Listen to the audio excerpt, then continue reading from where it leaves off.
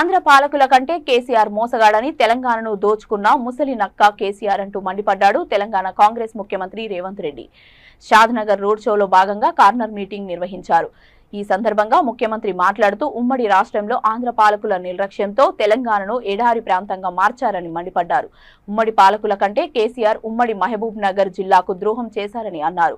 దేశ ప్రధానిగా ఉన్న మోడీ తెలంగాణకు ఏమిచ్చారని ప్రశ్నించారు. ఐటీఐఆర్, బయ్యారం, కాజిపేట కోచ్ ఫ్యాక్టరీలు ఏమయ్యాయని ప్రశ్నించారు. హైదరాబాద్ రాష్ట్రానికి తొలి ముఖ్యమంత్రిగా మన ప్రాంతం వాడు, మన షాద్నగర్ వాడు, బోర్గుల అవుటర్ రింగ్ రోడ్ మన షాద్నగర్ పక్కన మంజూరు చేసిన ఐటీఐఆర్ కారిడార్ ను తిరిగి ప్రారంభిస్తారు అనుకున్నా.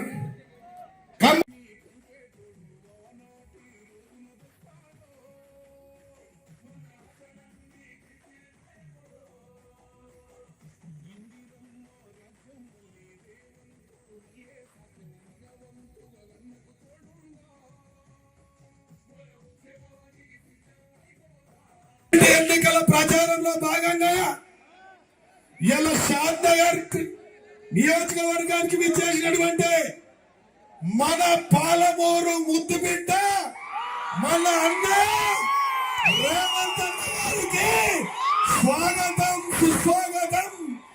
అదేవిధంగా వంశీచంద్రరెడ్డి అన్న గారికి కూడా స్వాగతం, సుస్వాగతం.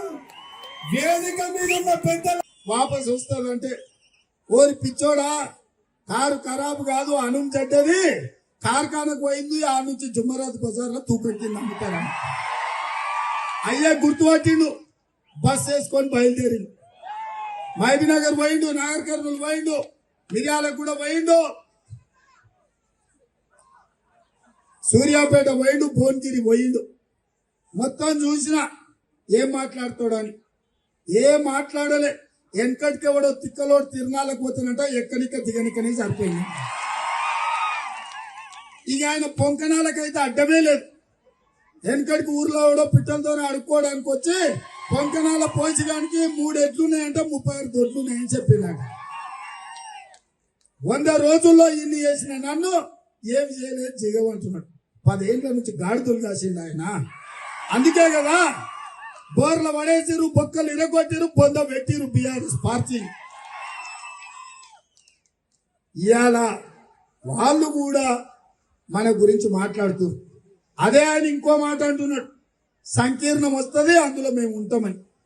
కాంగ్రెస్ కి 40 సీట్లు వస్తాయంట, మోడీకి 400 సీట్లు వస్తాయంట. ఇప్పుడు చెప్పురు వీళ్ళు చీకటి ఒప్పందం ఉన్నట్టా లేనట్ట, బిడ్డ బెయిల్ కోసం మహబూబ్నగర్ తాకట్టు పెట్టినట్టా పెట్టానట. మరి అట్లాంటి చెప్పే మాటలు మనం ఇంతమా?